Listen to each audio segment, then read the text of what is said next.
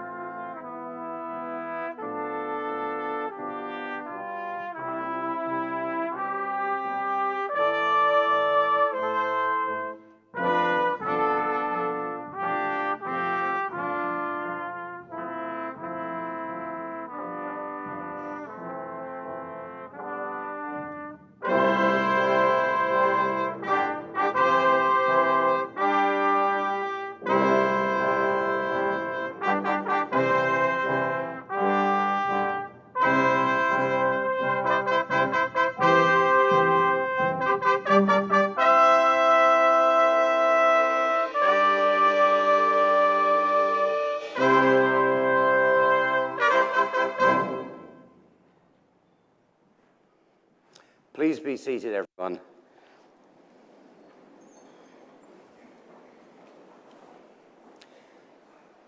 I formally declare the congregation open. Distinguished guests, graduands, family and friends, a very warm welcome this morning to you all. As Vice-Chancellor of the University, it's a really tremendous privilege to be sharing this special day with you. Can I start by asking you to join me in thanking our musicians for such a wonderful beginning to today's ceremony. The fanfare you've just heard is a piece that was specially commissioned for our Diamond Jubilee year in 2016 by our partners, the Bournemouth Symphony Orchestra. So a huge thank you to them and the musicians.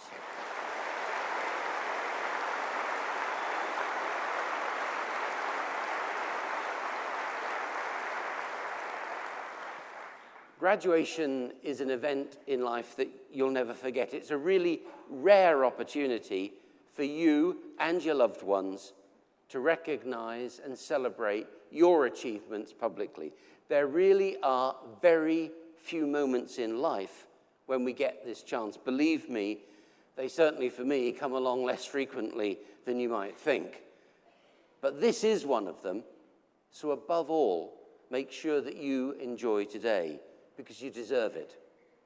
Graduation's also a chance for the entire university community to come together and celebrate the history and the values of this really wonderful university, and crucially, to celebrate the transformational power of education.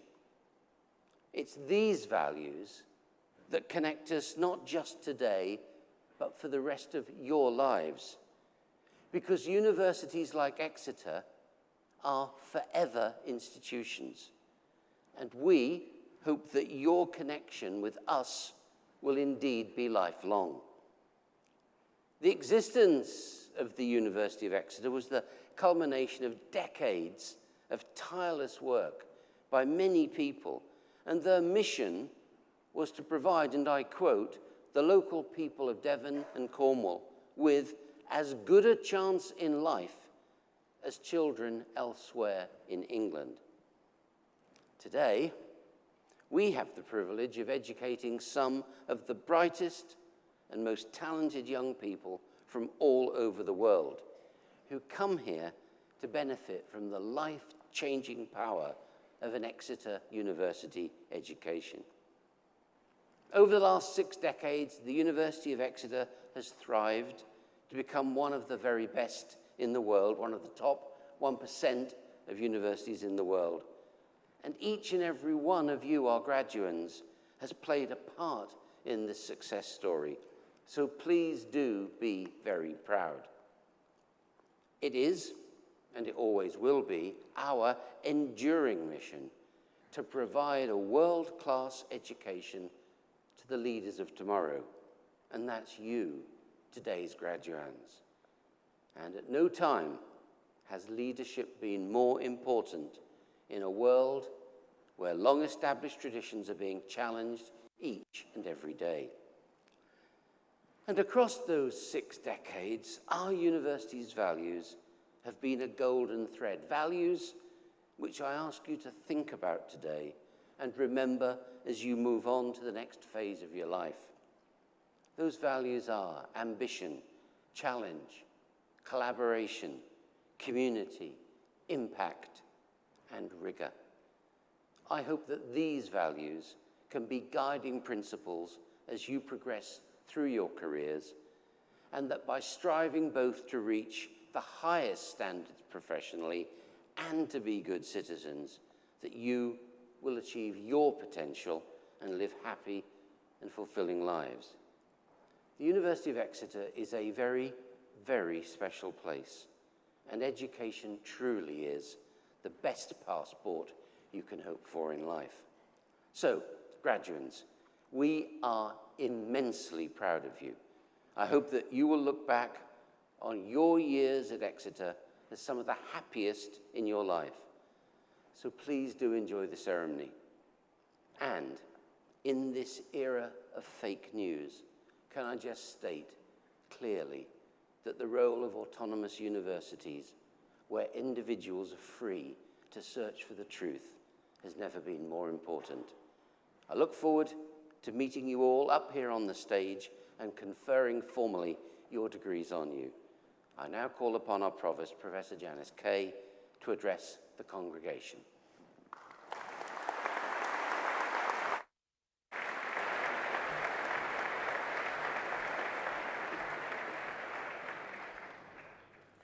Thank you, Vice-Chancellor. May I start by echoing his welcome to you all, and especially to our graduands, who I would like to address directly in my words today. Graduation is about celebrating all that you've achieved during your time at this distinguished university and to taking your place in our celebrated history. It's not only a rite of passage for you, but a milestone for your families too. They have encouraged you throughout your education, from the day you started school to today. Some have made great sacrifices to support you during your studies. And the fact that you're graduating demonstrates what an incredible job they've done. I'd like to invite our graduates to join me now in showing your heartfelt appreciation, even a few cheers, for family and friends.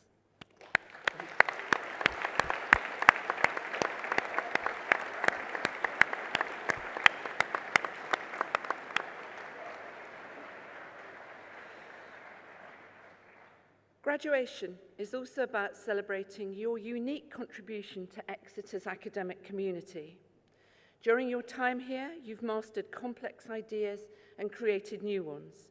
You've undertaken inventive experiments that have pushed the boundaries of knowledge, and you've written essays and engaged in debates that have influenced the thinking of your lecturers and tutors. Each of you has written your own chapter in Exeter's intellectual history, and you should be very proud. We're certainly proud of you. Today is the beginning of a new relationship with your university as you join our worldwide community of 144,000 alumni, our graduates, many of whom are actively involved in projects with us. Our alumni are here to help you as you begin and progress in your career. They have quite literally been here and done it, so make use of their expertise, experiences, and networks. Exeter graduates go on to do incredible things, and so will you. Our graduates pursue careers and academic research all over the world, and an Exeter degree is your passport to succeeding in whatever walk of life you choose. Our graduates also make a positive impact on the world around them, professionally and within wider society. I hope that your time and achievements here will be something that will stay with you throughout your life.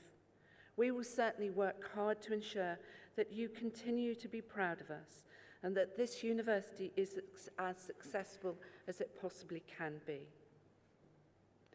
As the Vice-Chancellor has said, Exeter is a forever institution, and we hope that your connection with us will be forever.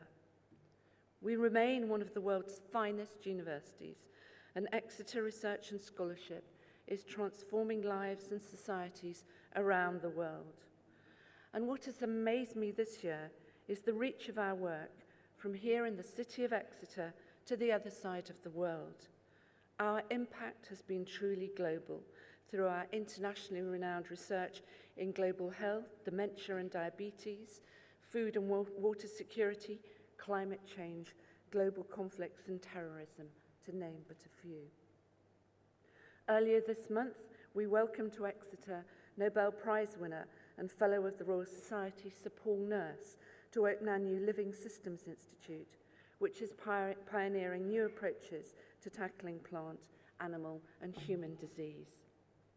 In June, more than 100 of the world's leading climate scientists gathered in Exeter to examine the impact, significance and implications of global warming in relation to the historic Paris Agreement in 2015.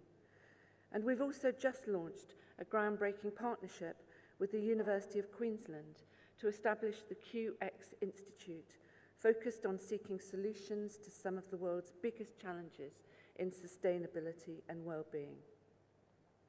And just a few weeks ago, we found out that we've been awarded a Gold Award for the quality of our teaching, one of only 8 Russell Group universities out of 24, and only 43 nationally to have received this accolade. This is a place that makes history.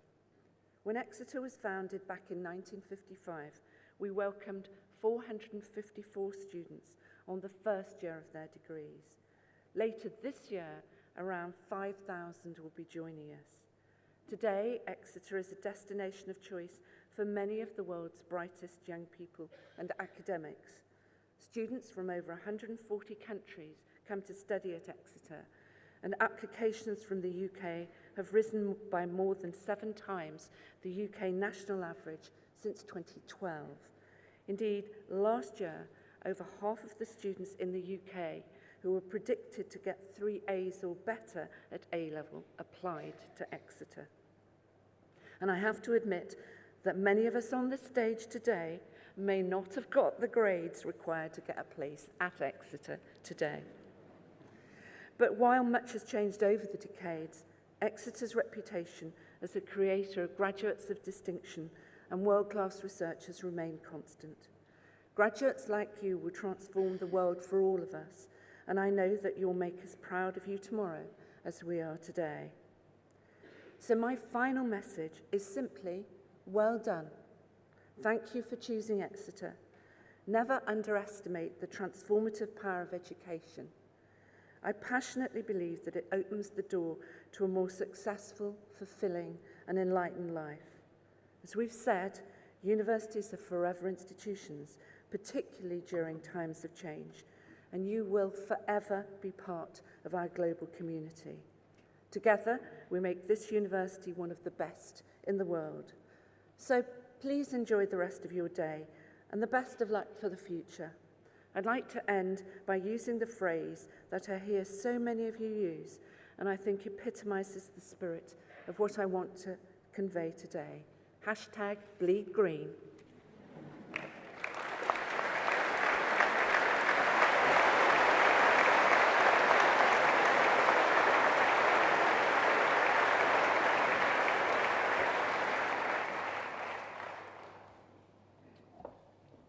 Right, so now we get to the important part of the ceremony, which is where we get to dish out some degrees, which is fantastic. I'm really pleased that we've got a group from Sport and Health Sciences today and a group from the medical school, and we're also extremely proud to be awarding 2 honorary degrees. So that's what you've got coming in the next hour or so.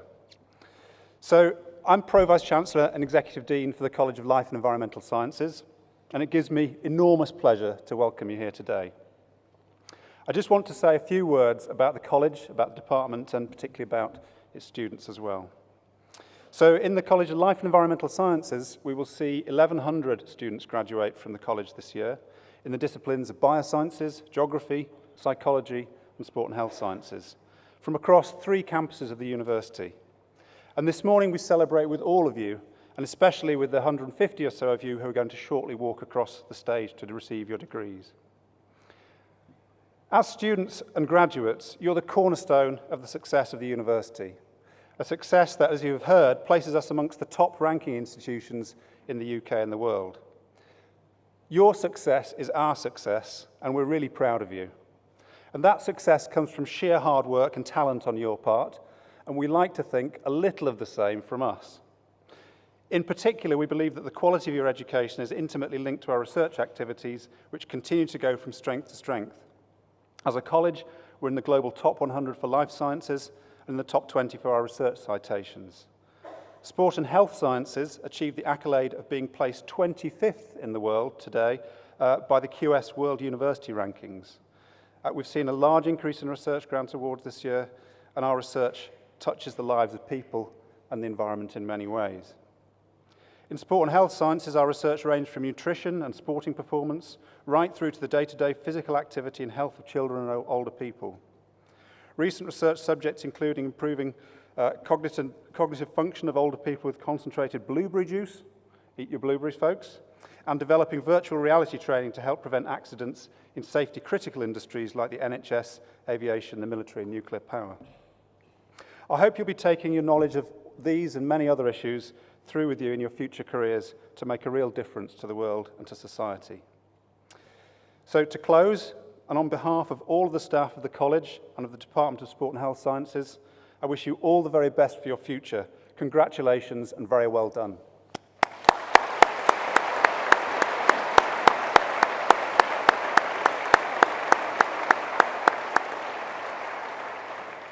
So, and in the next bit, feel free to clap as loud as you can, cheer, not jeer, just cheer. Cheer, applaud, jump up and down, make noise for your fellow graduands. I now call upon Richard Winsley to present the candidates for awards from the Department of Sport and Health Sciences.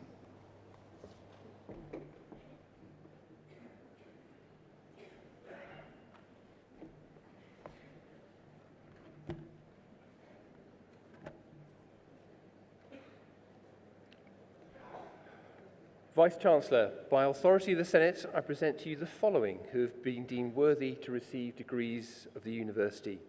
In the College of Life and Environmental Sciences, for the degree of Doctor of Philosophy in Sport and Health Sciences, Matthew Ian Black.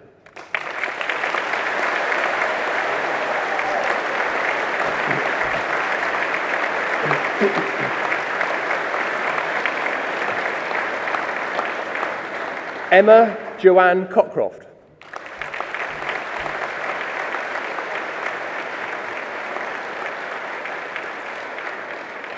Shiloh John Dormel.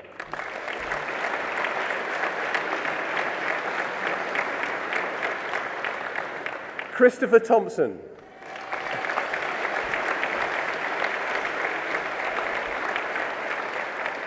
Lee John Wiley.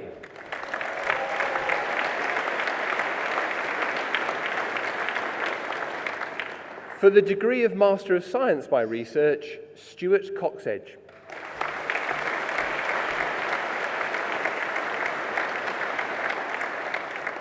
Bridget Mary Fitzclarence Riddler.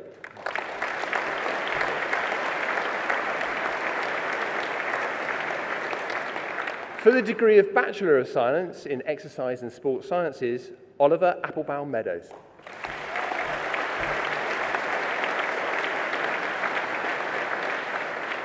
Kaylee Louise Armstrong.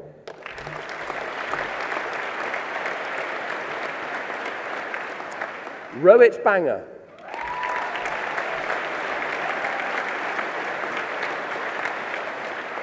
Matthew Barton.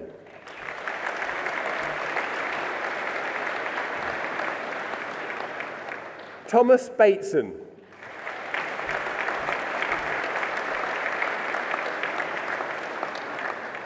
James Bath.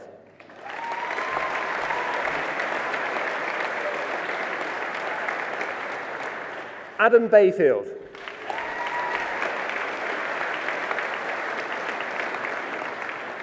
Jack Beard.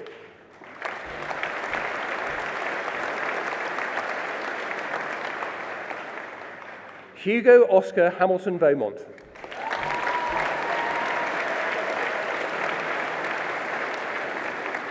Joe Beavis.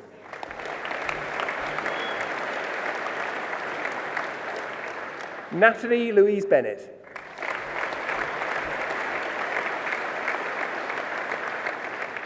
Chloe Louise Bland.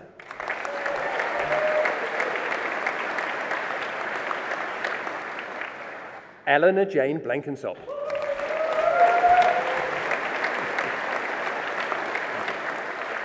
George Bond.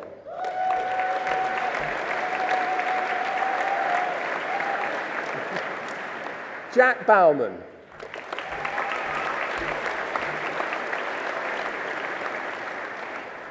Francesca Bracey.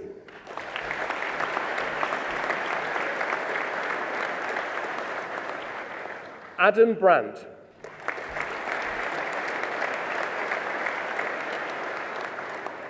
Kerry Louise Broom.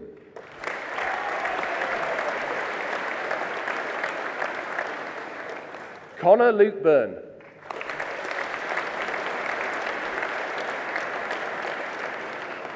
Joseph Carmody Firth.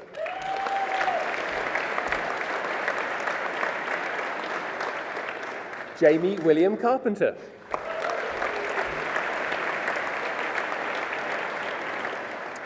Mitchell Carr.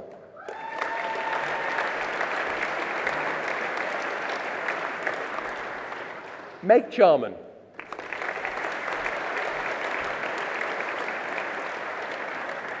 Katie Chedsey.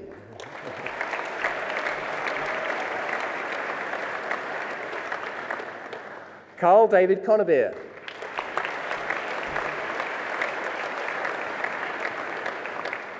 Xander Conover.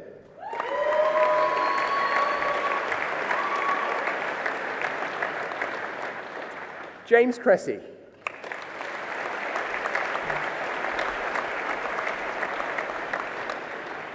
Charlie Critchley.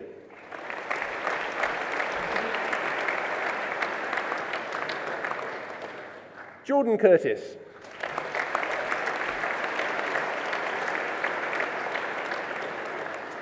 Michael Cuthbert.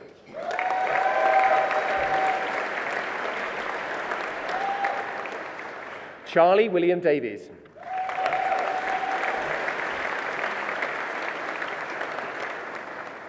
Samuel Dent.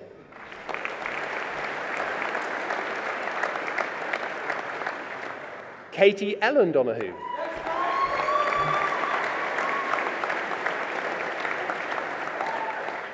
Benjamin Joel Double.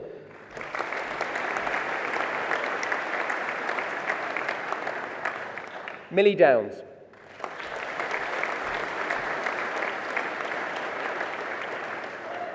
Rachel Flaherty.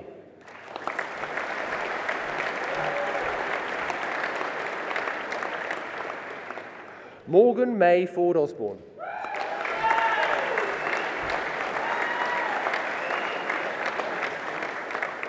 Joshua French.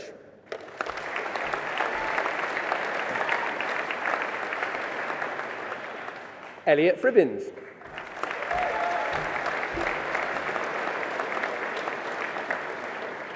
Joseph Herbert Charles Gale.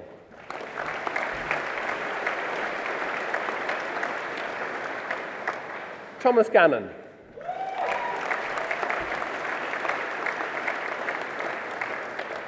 Sam Gilbert.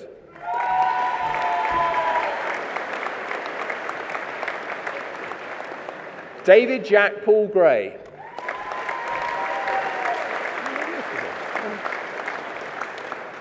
Lydia Green.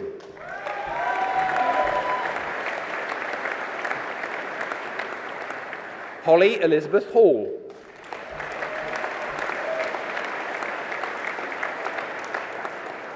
Luke Anthony Hassan.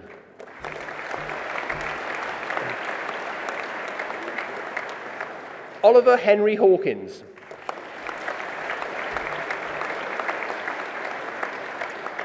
Ben Stephen Hayden.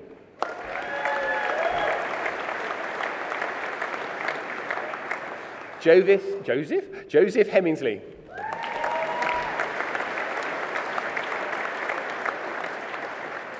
Katrina Hilliard.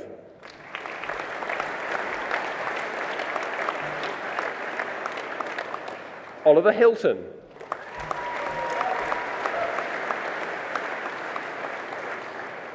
Catherine Hodge.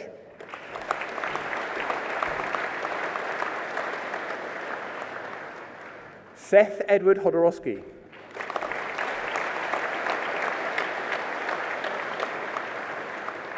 Thompson Holdsworth.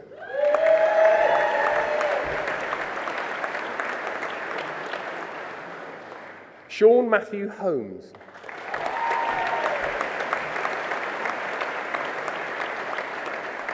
Claire Isla Susan Halton.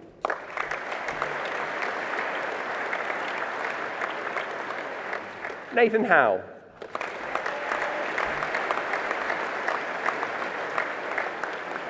Matthew Huntley.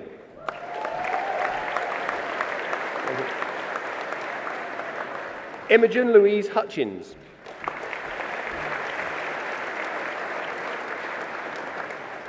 Hamish Huxtable.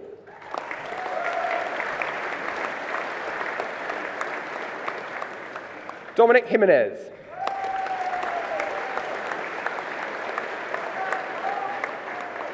Thomas William John.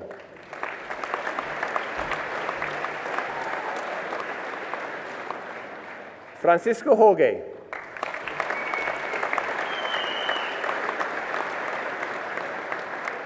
Bethany Jocelyn.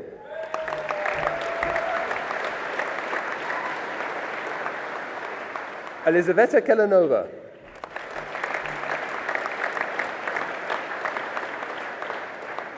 Jody Lauren Cup.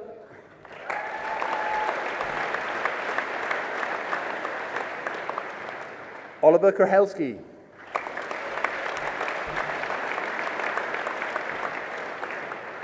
Jack Large.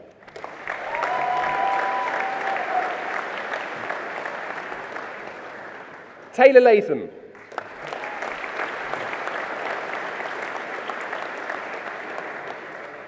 Thomas Lauday.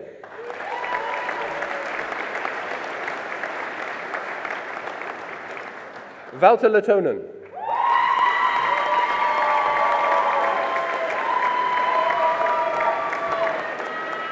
Emily Helen Leopard.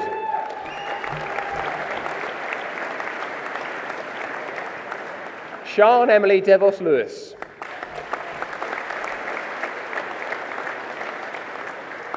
Jordan Robert Michael Lay.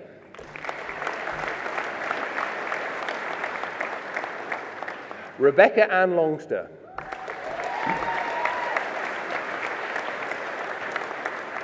Zoe Mabbott.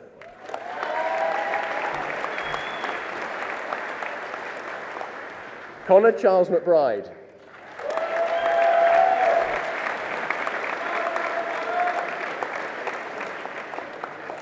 William Alexander Merriman.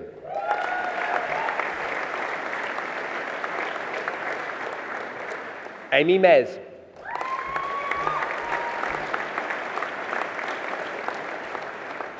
Abigail Florence Meyer.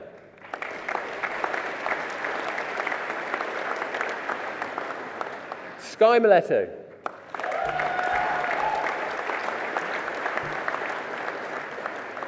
Charlotte Jean Moore.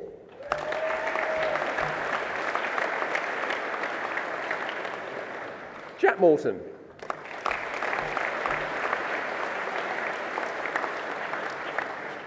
Kieran O'Shea.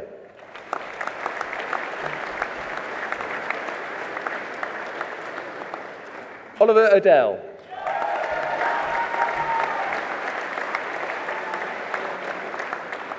Ryan James Overthrow.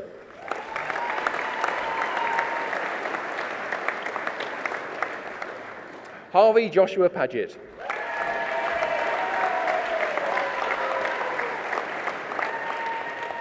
Joe Page.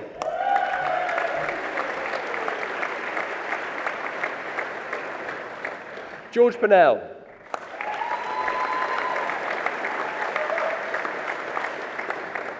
Alexander Parsons.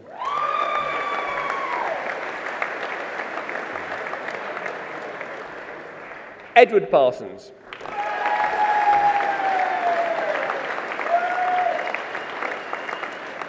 Abigail Charlie Philpott.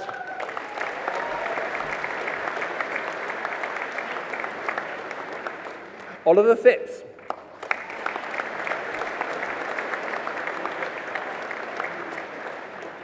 Alex Plume.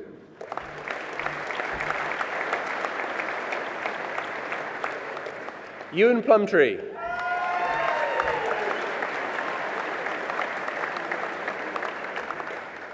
Jayan Rayat.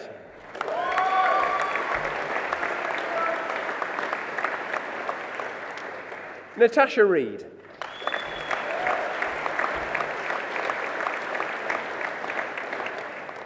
Matthew Reed Evans.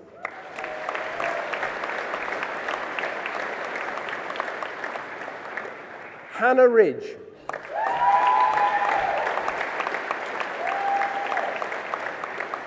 Luke Christian Robbins.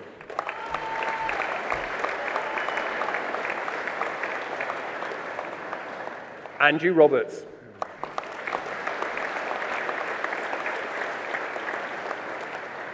Sophie Elizabeth Robinson.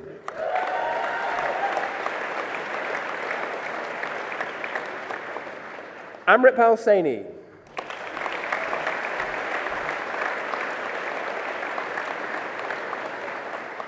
Teresa Louise Sarginson.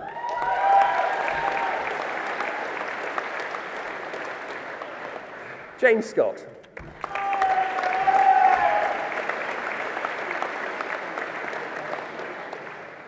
Pascal Sedgwick.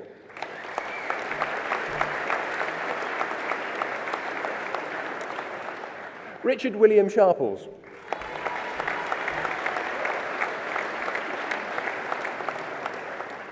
Montel Christopher Altman Shaw.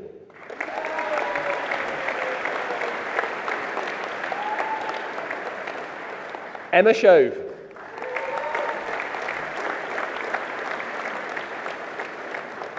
Benjamin George Singer.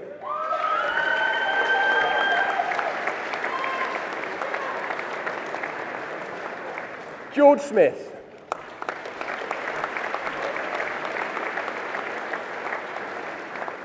Thomas Shroud.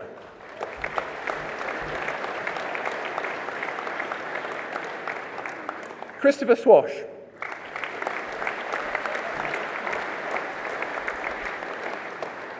Eileen Sue Wentan.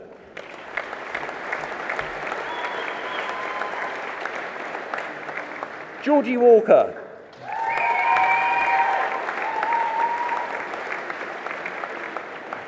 Thomas Watson.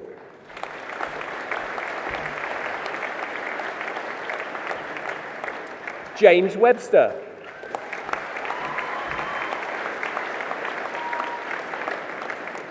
Samuel West.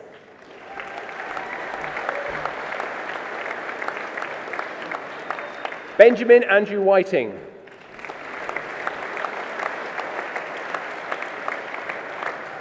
James David Wilcock.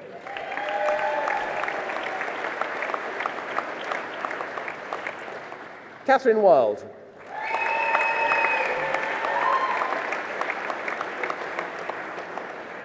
Jamie Woolard.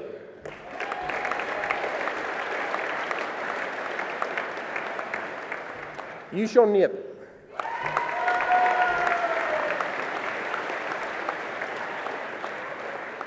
In Exercise and Sports Sciences with Management and Study Abroad, Michael Hugh Annals.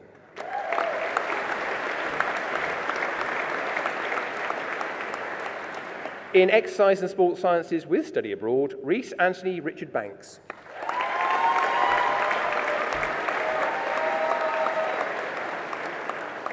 John James Lefebvre.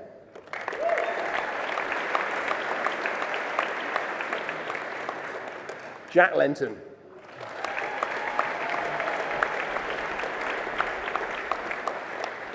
William Maisie.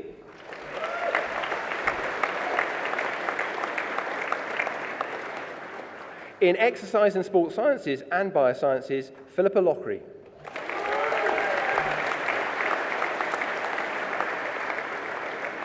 In Exercise and Sports Sciences and Biosciences with Study Abroad, and Adrian Ganchev.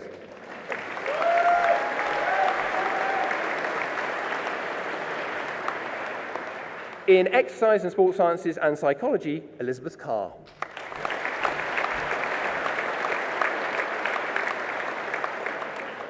In Human Biosciences, Eleanor Burks.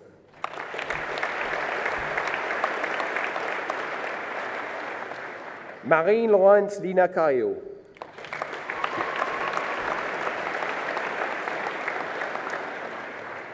Rory John Christopher.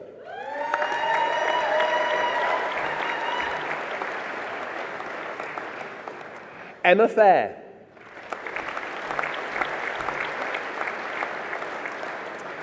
Daisy Victoria Cresswell.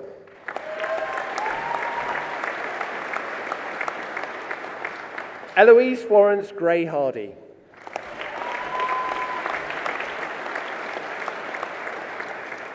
Freddie Hosking.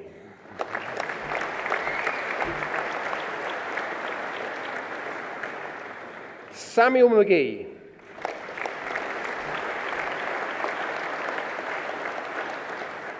Sylvia Markovic-Kova.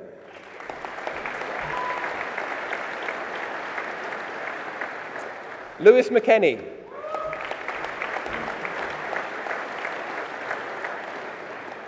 Lindsay Louise Ramstead.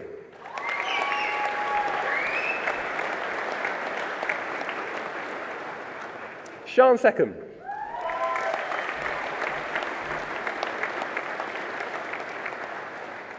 Yi Smart.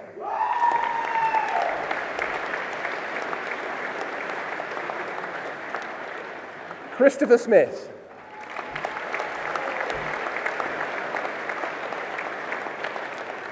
Angus James Turner.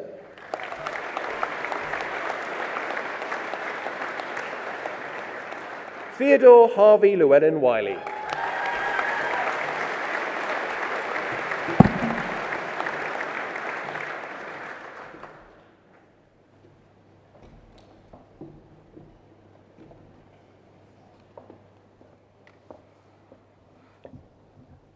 I now call upon the public orator, Professor Joe Botel, to present the first honorary graduand.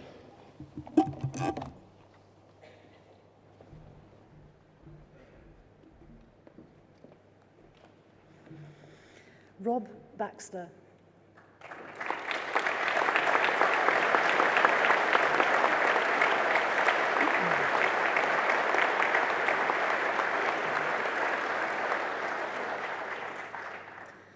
Rob Baxter is head coach of Aviva Premiership rugby team Exeter Chiefs, who were crowned 2017 champions after an unbeaten streak of 17 games in the league, culminating in victory over London Wasps at Twickenham on the 27th of May. This is an unprecedented achievement for a club which only won promotion to the Aviva Premiership in 2010, with Rob in his debut season as head coach. Rob is a Devon boy. Born in Tavistock, he has lived in Exeter for over 40 years. He attended St Thomas High School, where he first demonstrated his passion and talent for rugby. The Baxter family has a long association with the club. Both Father John, Uncle Paul, and Brother Richie were players, and Rob's first appearance was aged 7 or 8 as a ball boy. He had a highly successful playing career with Exeter as an uncompromising second row, chalking up over 300 appearances at the club's Old County Ground home during his 14-year playing career. He served as club captain for 10 of these years, during which the team was promoted from 4th to 2nd Division. The team was built on friendship, enjoyment, and hard work, a strong foundation for Rob's and Exeter's future success. As club captain, Rob had responsibilities for organisation of training at the club. This experience, alongside his incredible game awareness, tactical understanding, and the fickle nature of farming, made it the natural next step to develop a coaching career once he hung up his boots. Indeed, Rob coached at the university throughout his playing career, combining playing, coaching, and working on the family farm in Exwick near Cowley Bridge, alongside bringing up a young family with his wife Jo.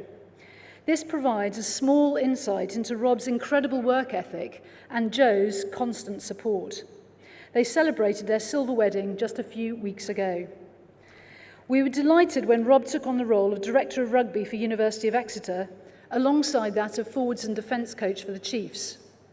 We like to think that we helped Rob cut his teeth as a coach. We did support him through his first 3 coaching qualifications after all.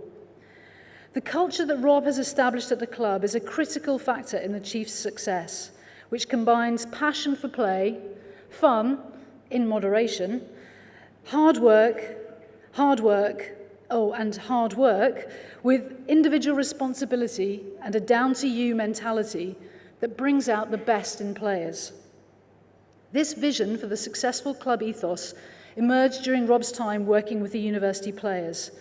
Under Rob's leadership, the men's team reached the 2004 Bucks final at Twickenham, but we were pipped at the post, which we finally rectified in 2016 in our 7th Twickenham final appearance. Rob and his family retain a strong relationship with the university, not least in attending back-to-back graduations. His son Jack graduated yesterday with a degree in law, and daughter Annie holds an offer to study law at Exeter next year. Despite the academic commitments of our students, Rob continues to give opportunities for talented university players to develop their skills. And he is a regular presence on the sideline as our first 15 games. There is a strong player pathway between the university and the Chiefs, with many of the university players also playing for the Chiefs' second team. And this year, 3 of our graduating students will be taking up full-time contracts. The Chiefs players also continue the tradition of coaching at the university. Rob also has a strong relationship with Sport and Health Sciences, with players undertaking their pre-season testing in our laboratories at St Luke's campus, and our researchers are embedded within the team, working to better understand injury risk and how this can be minimised. Rob's success in establishing Exeter as a strong Premiership team led to the award of Director of the Year in 2011-12 at the Aviva Premiership Awards. During his stellar career as head coach at Exeter, Rob has overseen 4 top 6 finishes in the league since 2010, won the Anglo-Welsh Cup in 2014, reached the European Champions Cup quarter-finals, were runners-up in the Aviva Premiership to the Saracens in 2016 and won the Premiership this year. This was absolutely in line with the grand vision of Rob Baxter and Chief CEO Tony Rowe and their 7-year plan to be crowned champions after their 2010 promotion to the Premiership. Many of our graduates here today may bleed green, but Rob bleeds Exeter. It is my honour to present Rob Baxter for the degree of Doctor of Laws, honoris causa.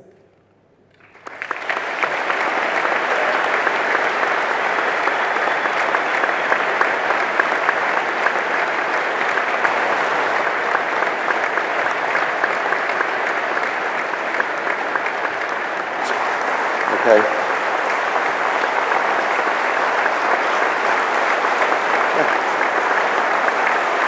It's a nice reception. It's a fantastic achievement you've done, you know. It's incredible. I have great pleasure standing next to this small person in conferring on you the degree of Doctor of Letters, honoris causa.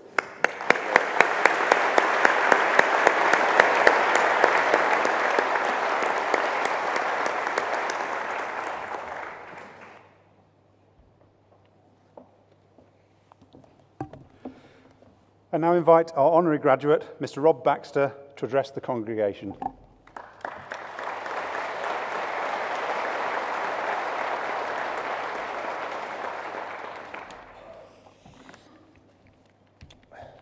Vice-Chancellor, fellow graduates and graduands, ladies and gentlemen.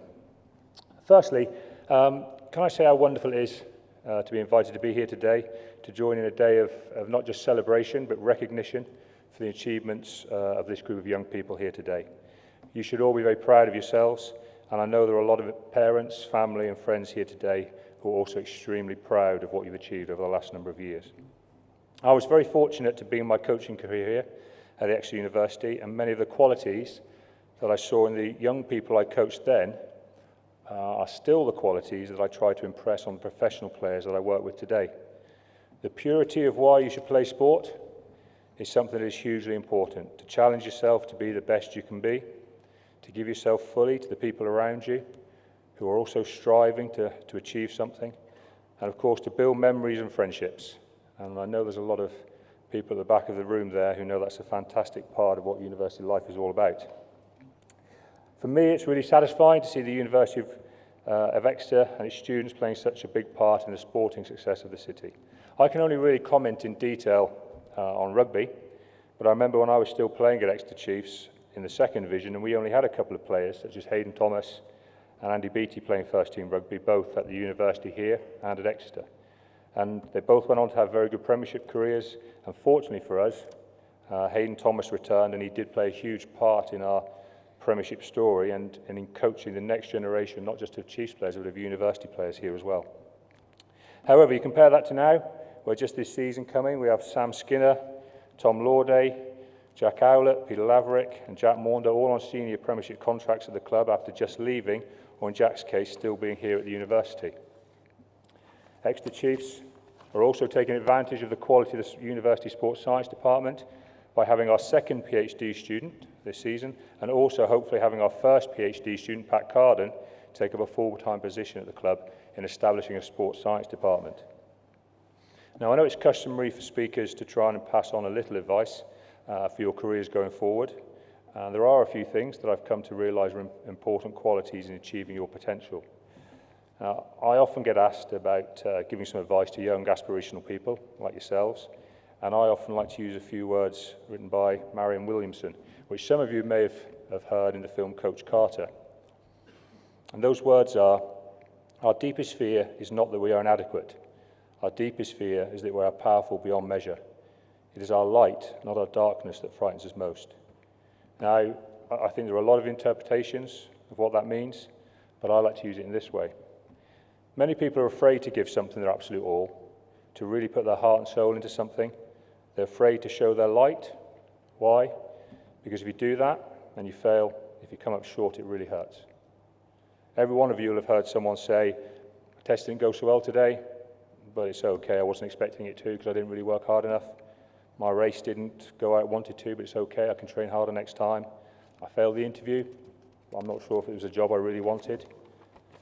My piece of advice would be, and I've seen this in an awful lot of young people who have eventually achieved some very incredible things, is embrace that hurt, embrace the disappointment, keep giving yourself every chance to show your light. The things that will truly satisfy you in life will be the things that you really, really strive for. Every time you give something your all, you'll learn to be more comfortable working at your limits. You will start to push back the boundaries of what you can achieve, and what once felt impossible will become a reality. You all have almost limitless energy. You all have time. That makes you incredibly powerful. My advice would be, go out and enjoy using it. Thank you very much.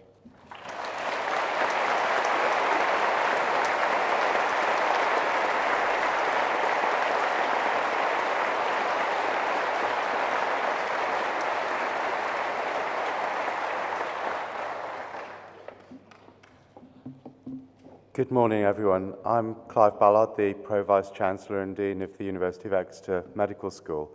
First of all, I just want to add my congratulations to absolutely everybody on this very special day. As a new Dean and Pro-Vice-Chancellor, this is my first summer graduation, and therefore it's particularly special, and I feel particularly honoured to play a role in such a celebratory day. As we are still a relatively new school, you are one of a small and elite group to have graduated from the University of Exeter Medical School, yet your degree carries both the prestige of our modern teaching approach and the heritage of the University of Exeter, a Russell Group university in the Global 100. You have all been part of the medical school, making great strides in that time you have with us. Our medical imaging degree is acknowledged as one of the best in the country.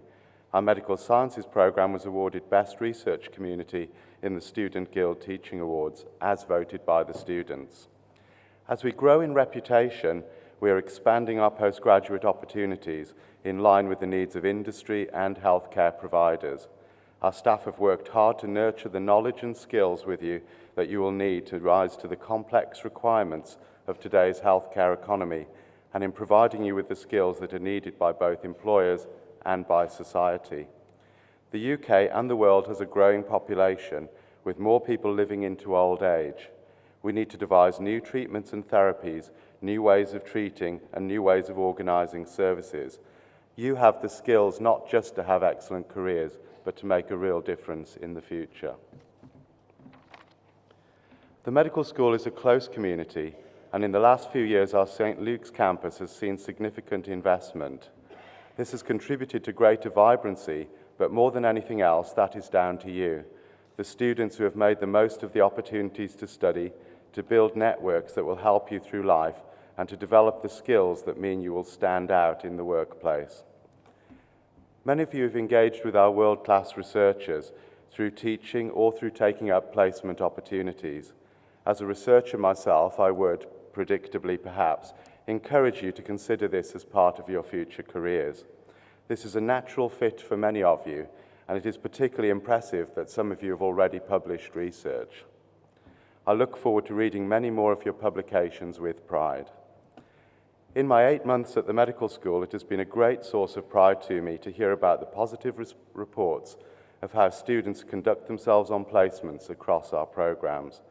I've been impressed with the proactive approach, the teamwork and innovation, the communication skills and dedication and commitment shown by all of our students. I know that this professionalism, combined with the knowledge and skills, will stand you in excellent stand. Exeter is both an excellent university and a very special one. Special because of its sense of community and mutual support. In short, because of its people, both students and staff. I hope that the alumni involved in my first graduation will keep in touch, and that this isn't the end of your association with Exeter, but just a step on the journey. We want to support you throughout your careers, and I look forward to seeing you back here to inspire the next generation as well as continuing to inspire us. Most of all, this is your day, so please accept my congratulations. Enjoy today, and I wish you every success for your future careers. I now call upon Professor Reza Zamani to present the second cohort of candidates for awards.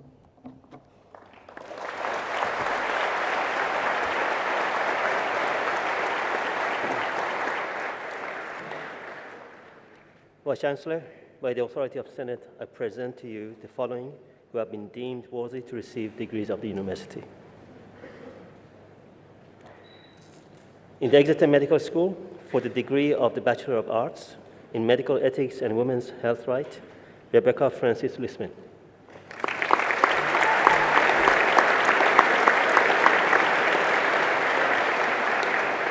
For the degree of Bachelor of Science in Medical Sciences, Victor Adiada.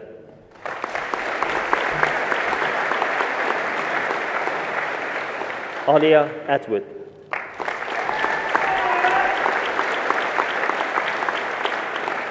Anna Barclay.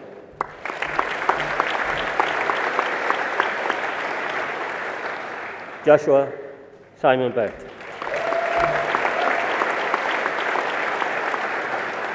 Harriet Bearwood.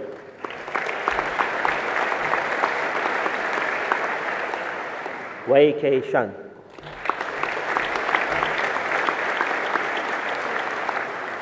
Derek Kiapo.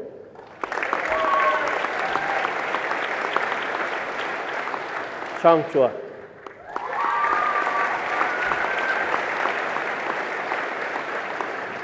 Bethany Grace Crawford.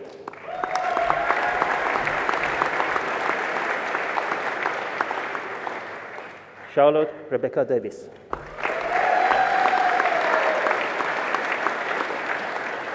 Alice Dewhurst.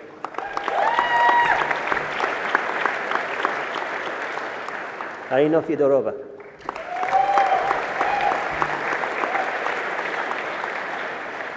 Charlotte Forestier.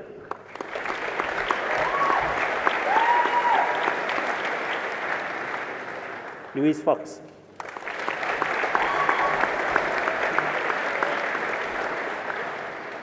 Polly Fox.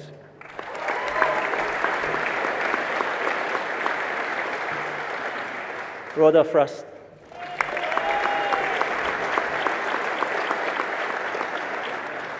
Ben Given.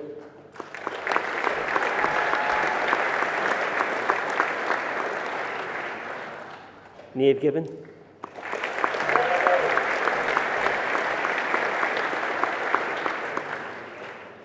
Chloe Isabella Kimbuta.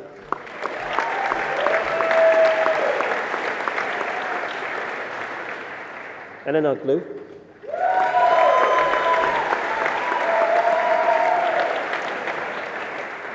Harriet Green.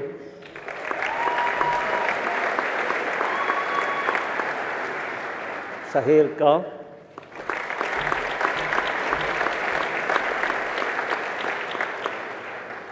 Vincent Heyman.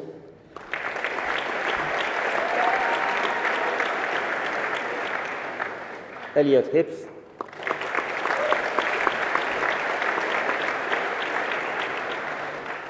Lara Sarah Hollands.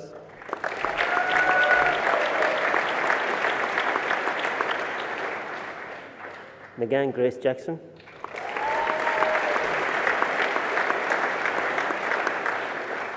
Olivia Jane Knox.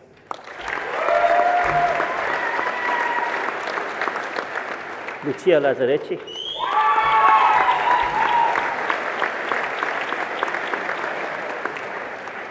Thomas Mang.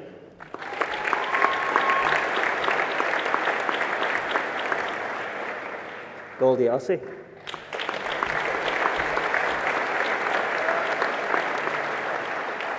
Vanessa Otti.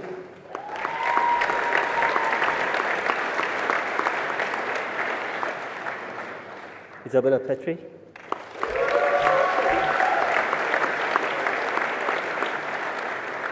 John Michael Pincock.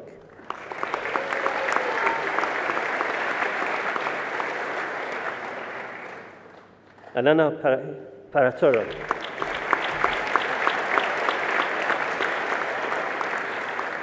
Muntesha Kudus,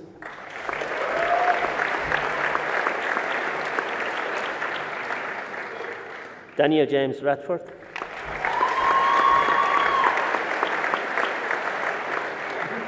Morgan Roberts,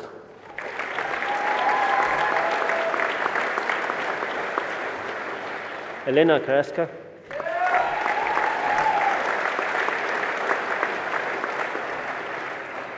Emma Beth Sharp,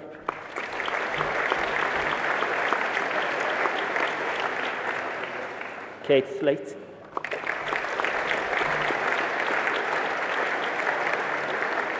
Amy Drusilla Soames,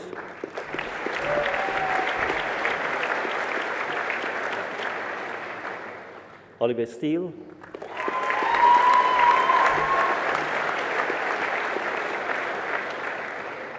Laura Janet Stevens,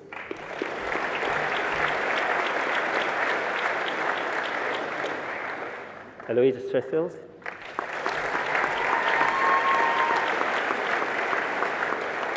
Hunter Dissa,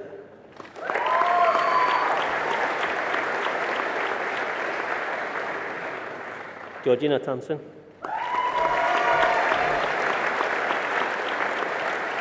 Inila Capelli,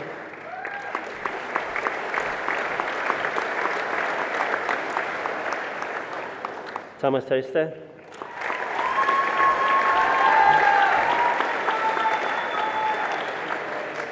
Amy Louise Ward,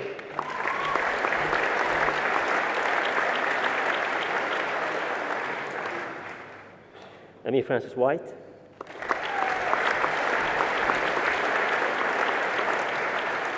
Kieran Woodcock,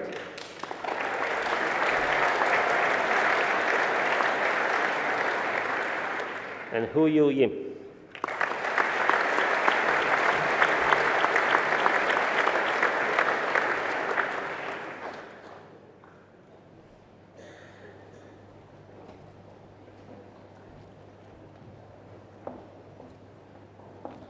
I now call upon Professor Karen Knapp to present the third cohort of candidates for awards.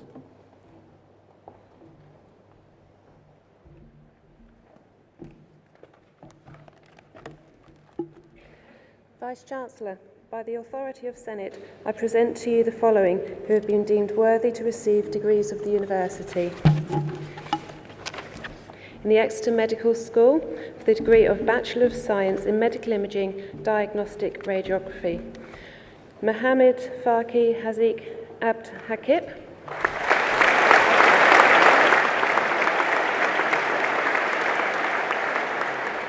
Siti Nur Shahira Abdusamar.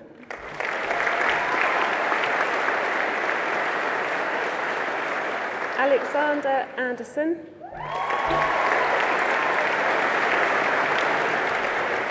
Marco Armbruster.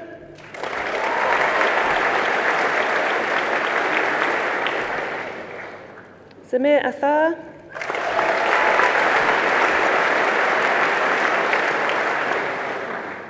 Rosie Atwell.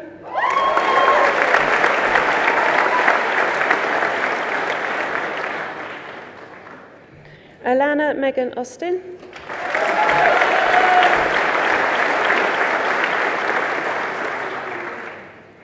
Kimberly Ann Babbage.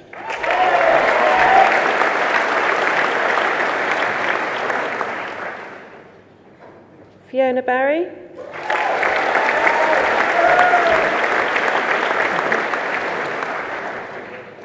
Jeffrey Neil Bassett.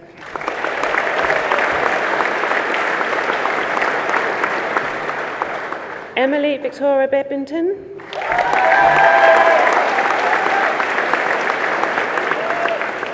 Julia Beck.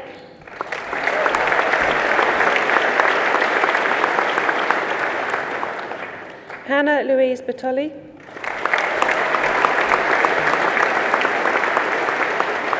Lena Batty.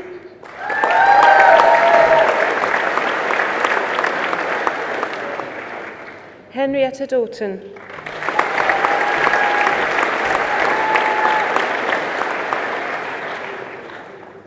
James Dobransky.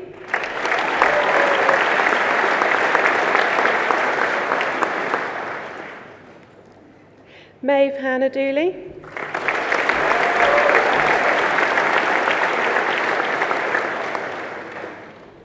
Ashley Margaret Cobden Duncan.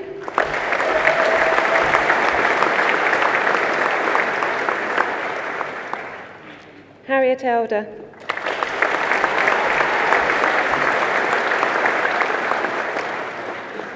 Michael Rhys Evans.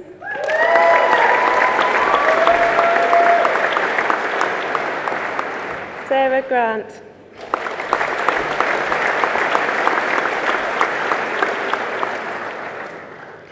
Ella Jane Hancock.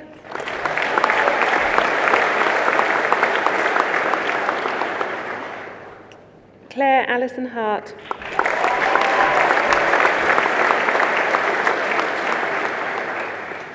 Noor Afilatu Hazaya Hassan.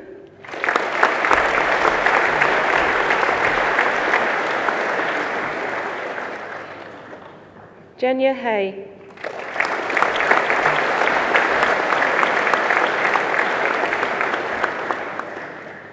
Alan Paul Dennis Horlick.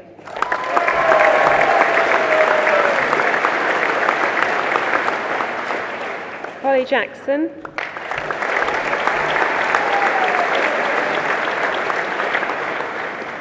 Christopher Jones.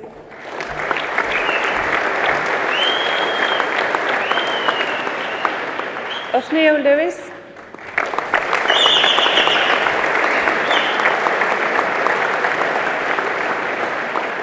Megan Alice Stephanie Locker.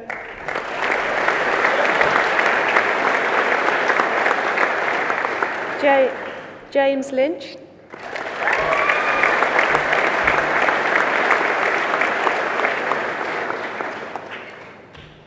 Saffron Ann Martin.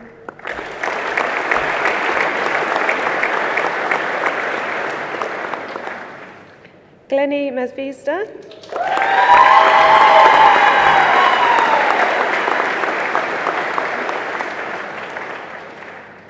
Zoe Meng.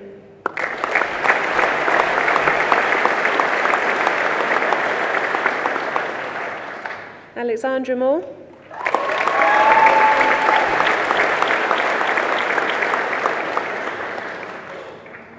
Sophie Neal.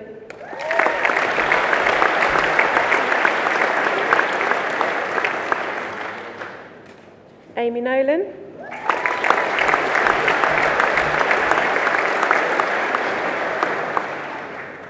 Charlotte Rose O'Carroll.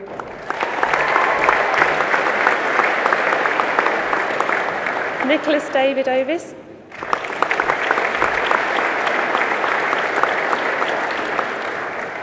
Nikki Papa Christoforou.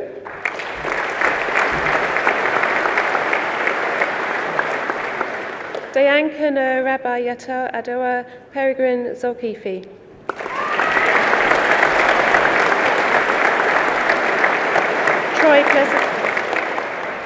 Troy Pleasance.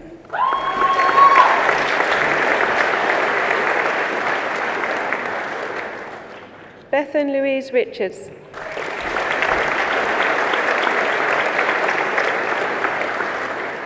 Harry Michael Rowe.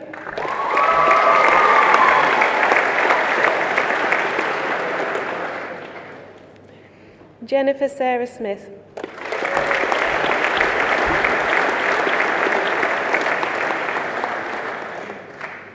James Spreadbury.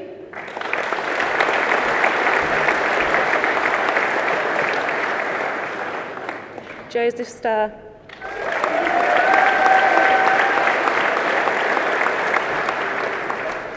Annabelle Stenhouse.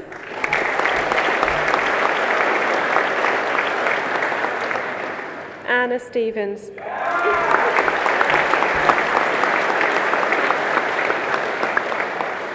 Laura Margaret Swanton.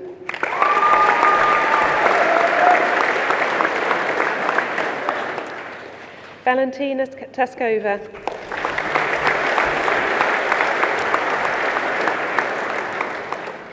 Lee Martin White.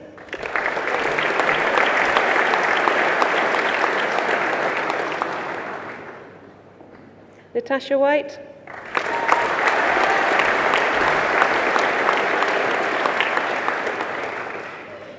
Isabel Williams.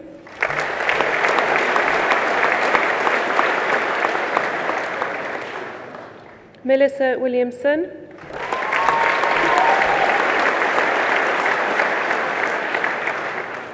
Wendy Witherstone.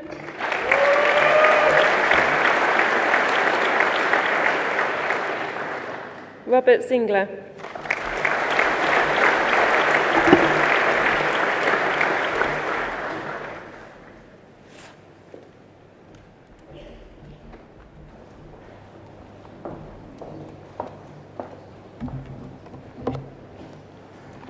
I now call upon Professor Jean McEwen to present the final cohort of candidates for awards.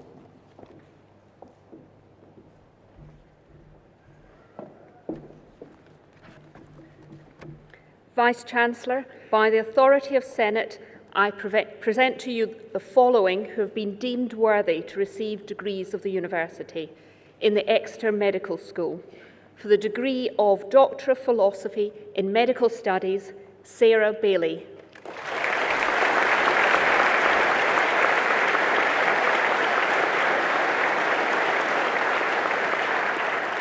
Lorena Villarino.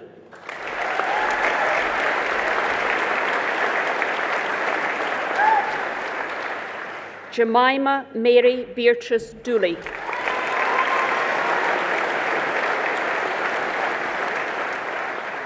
Annie Rose Knight.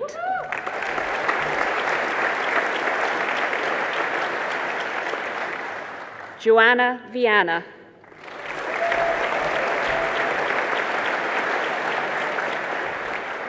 For the degree of Master of Science by Research, William David Thompson.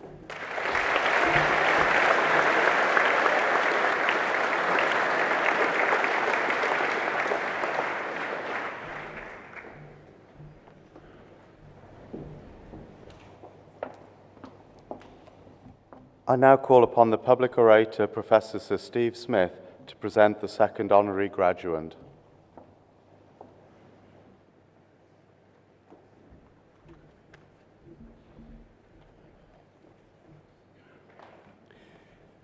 Dr. Murray Gillings.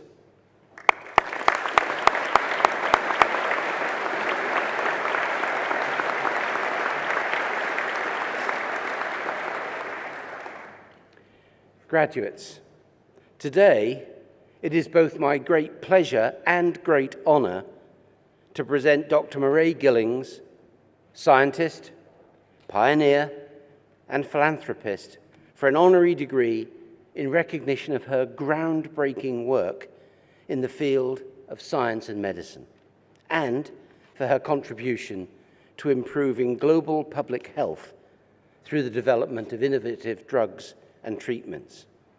Dr. Murray Gillings, known as M, can best be described as a classic high flyer. In fact, she was born in Montreal, Canada, into an entire family of high flyers. Her mother was a pharmacist of Dutch royal descent who spoke 7 languages, and flew her own plane. And her father was a French Quebecois engineer and worldly bon vivant. Her brother, whom I'm delighted to say is here celebrating with us today, also shares the family traits of tenacity, indomitability, and determination. So from this background, it could be no surprise that M has been so driven, so successful, and so committed throughout her academic and business career.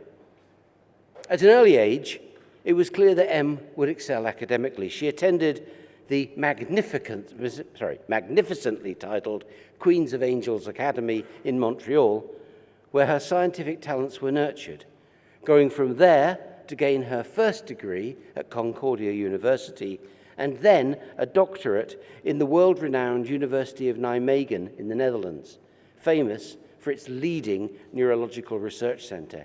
Here, she began her fascination with the brain, and her work specialized in dementia and Alzheimer's, together with what influences drug addiction. Partly inspired by her mother's work in the medical community and also by a profound desire to develop scientific breakthroughs that would make a positive difference to patients, Em went on to further her research as an emerging talent in neurobiology at Bordeaux University and then at the Scripps Research Institute in California, where she continued to investigate aspects of neurodegenerative disease. While Em found the work academically fascinating, she became acutely aware that the drug development process was too slow, too expensive, and too risky if scientific discovery and research were to make a difference to patients. This was an important juncture for Em, whose natural entrepreneurialism broke free of the constraints of traditional academia. She left behind the safety of the lab and started her own consultancy business to address this crucially important global health issue. It was at this point that Em, after extensive research, identified a potential compound for the treatment of Alzheimer's which was being developed in China. Em soon realized that China had a multitude of other potential drug candidates and a thriving scientific community led by the so-called sea turtles. That's Chinese scientists who'd studied abroad but had returned to the mainland China to start businesses. And of course, China had the international connections and the capability to bring medicines to patients faster and more efficiently. However, to bring these innovative therapies out of China was going to need tremendous tenacity and networking, and Em, an independent thinker and trailblazer, was up for the challenge. In the early years, she spent most of her time in China contacting researchers and establishing relationships with government institutes, universities, and pharmaceutical companies. Above all, she was persistent. She persevered and, most importantly, retained a passion for her vision. So, in 2004, Haier Biosciences International, now a global leader in accelerating development of biopharma innovation originating in China, was founded. Named by Em, with Hai meaning Shanghai and Ya, Asia, her vision was to be a research and development innovator with the clear aim to give patients a chance of a better, healthier life. Haier is now the leader in globalizing China's pharmaceutical innovation, with offices across 3 continents, working with 115 top universities, research institutes, and biopharma organizations, and has a compound database of over 14,000 drug candidates. Our university also has deep connections with China. We've been honored to have welcomed many Chinese students to the university, and we collaborate with some of the very best Chinese universities. We also value the entrepreneurial spirit, and we strive to encourage and engender this in all our students.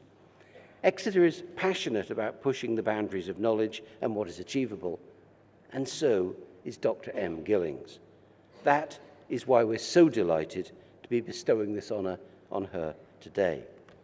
As well as her scientific achievements, Em is herself passionate about developing the next generation of scientific entrepreneurs that share her drive for transforming health and well-being. She's also actively engaged in many philanthropic activities, including the Murray and Dennis Gillings Global Public Health Fellowships, which have the ambition to equip future generations with an understanding of what it takes to succeed in transformative healthcare. She's also a member of this university's College of Benefactors, along with her husband, Dr. Dennis Gillings, whom we had the honor of inducting to the college in 2013. Finally, Em is a member of the corporate board of the Pasteur Foundation in the US and promotes internationally the role of women in healthcare and science. Her efforts have led to her being placed 8th in the Sunday Times list of top women entrepreneurs in 2017, and I understand that it's something she'll be focusing more on in the future. Above all, Em has devoted her professional career to transforming human health. This commitment has never wavered. She will continue to race to meet the challenges of tomorrow's unmet medical needs. EMS is a story of determined leadership, perseverance, innovative thinking, knowledge and skill. I'm sure that her example has resonance with many of you here today. Those of us who know her respect her for her formidable intellect, her driving passion for excellence, and her genuine commitment to furthering medical knowledge and bettering human health. It's therefore both my personal and professional honour to present Dr. M. Gillings for the degree of Doctor of Science, honoris causa.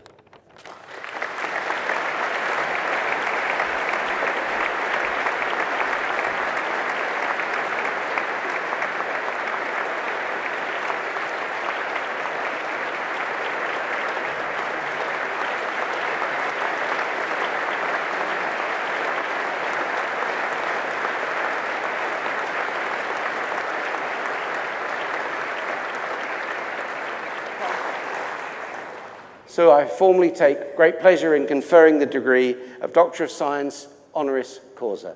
Congratulations.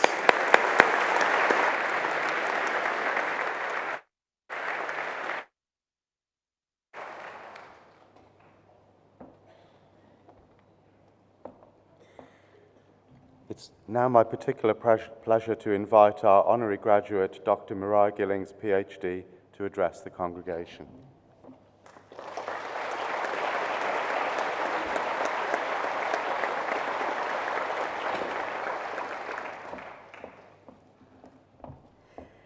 Vice-Chancellor, fellow graduates, ladies and gentlemen, it is an honor to receive this award, and it gives me great pleasure to celebrate with you, class of 2017. Embrace this day. It is your day to remember. You have triumphed, and you should be proud. You chose Exeter, which has a fantastic, innovative medical school with an important goal to expand personalized medicine and match the right therapy with the right patient. Exeter is continuously looking ahead to improve the well-being and health of patients by turning discoveries into therapies. The work here in dementia and diabetes is groundbreaking and benefits everywhere. You are the future of medicine, and you will be part of a revolution in medical science and treatment. We all know someone or have lost someone to cancer. Defeating this awful disease is something that drives many researchers, including myself, every single day. The company I founded, Huya, is right now developing a breakthrough treatment in immuno-oncology, a technique that uses our own immune system to destroy cancer cells and provide a real cure to such a devastating disease. What is amazing is that you are graduating at a time when this new dawn of knowledge is shedding light so rapidly that some of the world's best brains think we may well be able to control most cancers over the next 20 years, perhaps even less. This field is inspiring. It gives the opportunity to work with the brightest minds from around the world coming together across countries and cultures for one common purpose. Our understanding of medicine and its molecular processes is mushrooming at an incredible rate, and it is matching the rate of advances in computers and IT. So, you also have chosen and invested in one of the very best professions, one that delivers incredible opportunity, allowing you not only to become a person of success, but a person of value, someone that delivers back to society, adding not only more years to someone's life, but more life to their years. So, what's the best advice that I can give you? Don't be afraid to take the risks, and don't wait for the opportunity. Create it. You'll never win if you never begin, and I say that from my heart. China's investment in research in the life sciences is substantial, but still under the radar screen. The medical model I developed was to build research alliances with top-tier Chinese institutes and bring the fruits of that research here to patients throughout Europe and the rest of the world. It wasn't easy, and I had no prior background in China, but my perseverance paid off. And a decade later, we are seeing incredible results and continue to build an exciting portfolio of drugs to help cancer patients. So, whatever you do, whatever branch of medicine you go into, whatever your goals are, don't quit. Push hard, be inspired, and inspire everyone around you, and recognize how fortunate you are. Congratulations, and I wish you the very best of luck.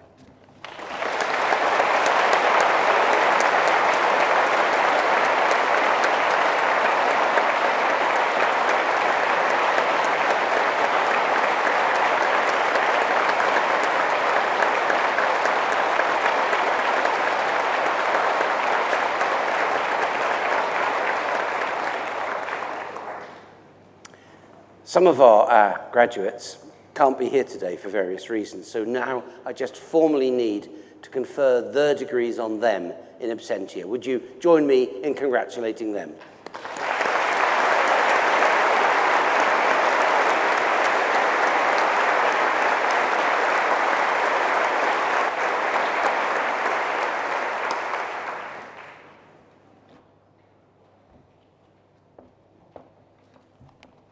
I now call upon Tristan Gatwood of the Students' Guild to give the vote of thanks for the students.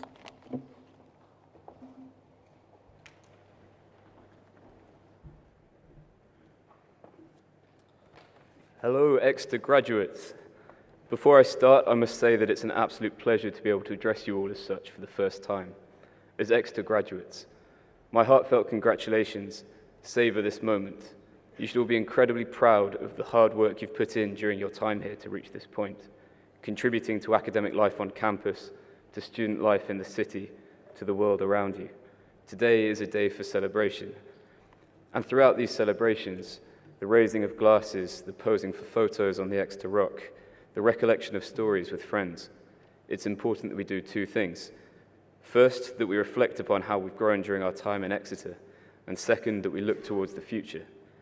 We will leave Exeter with so many memories, the beautiful surroundings, the wonderful friends, and of course the highest ratio of trees to students in the country. University really is like this little world, separate from everything before us and everything after, and we should be so thankful for all it has given us. Exeter has introduced us to new opportunities every single day, whether that be through volunteering and engaging in the community, guild societies, sport in the athletics union, or a never-ending list of exciting events. University life can become so brilliantly chaotic and exciting with such frequency and with such quantity. It's an environment unlike anything else. And that's not to say that your time here won't have come without its challenges. It'd be so easy to breeze over the all-nighters in the library, that month when the budget was a bit tight, or that really difficult exam, the times when real life didn't quite match up to our expectations. But here you are, and I honestly believe it's that unique balance of both the good and the bad that has transformed us into the strong individuals who are sat here today, graduates with knowledge, passion, and resilience. There will be so many people who have helped us out that we need to thank, and I'm sure it goes without saying that on behalf of every graduate, to all members of staff, academics, family, and friends, it is appreciated more than words can say.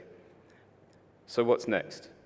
If we have even a little in common, that question might terrify you right now. Some of you will have jobs or adventures planned and ready to go. Others will be looking to further your academic careers. And some of you will be meticulously planning every hour of the next 50 years. And some of you won't have had time to think about it yet. I was asking the exact same questions when I graduated a year ago.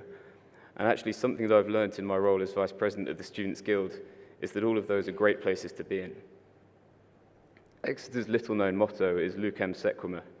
And while the colloquial translation is bleed green, the literal one is we follow the light. You may not realize it just yet, but your time here will have equipped you to do exactly that, to go off into the world and flourish. You are graduates who are able to affect change, the critical thinkers and problem solvers of tomorrow. You are humans with imagination and ambition, ready to actively engage with any challenge this world has to give. You've got degrees from Exeter, a global institution, and probably the best university in the world.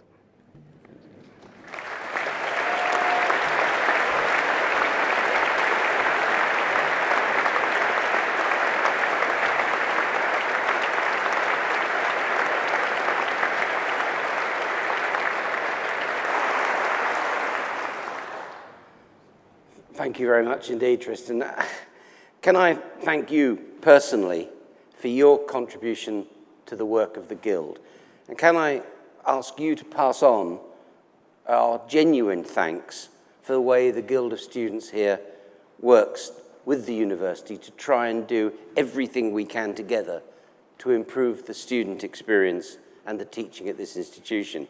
I must confess that the relationship we have with the Guild is an incredibly strong and robust relationship.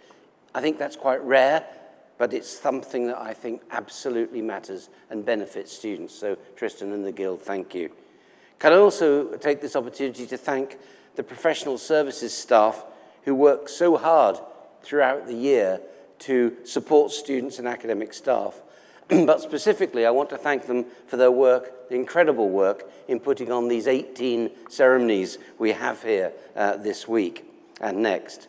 And finally, I'd just like to pay a real tribute to the academic staff on the stage here for all they do to support our students.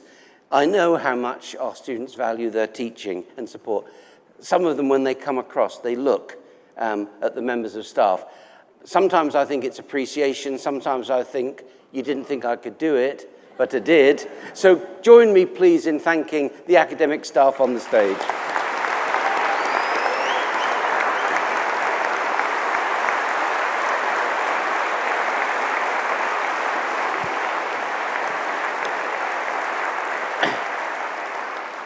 So many congratulations, graduates. We sincerely wish you all the best of luck in your future endeavors. And whatever you go on to do next, whatever challenges you face along the way, always remember that the University of Exeter believed in you and continues to believe in you.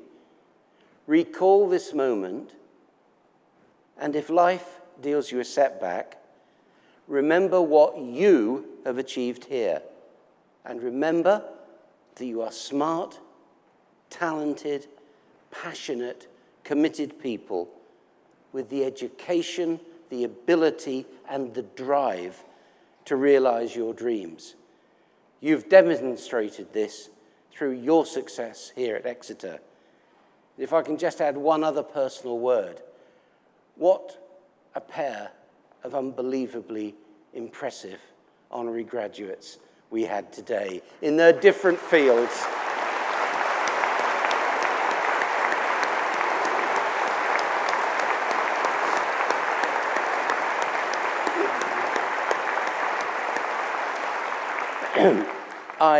We often think in our lives we achieve things, and then you meet Rob and you meet Em and you think, well, maybe not. So what an example they've set in their different ways, and I'm just very grateful for both of them for being here today.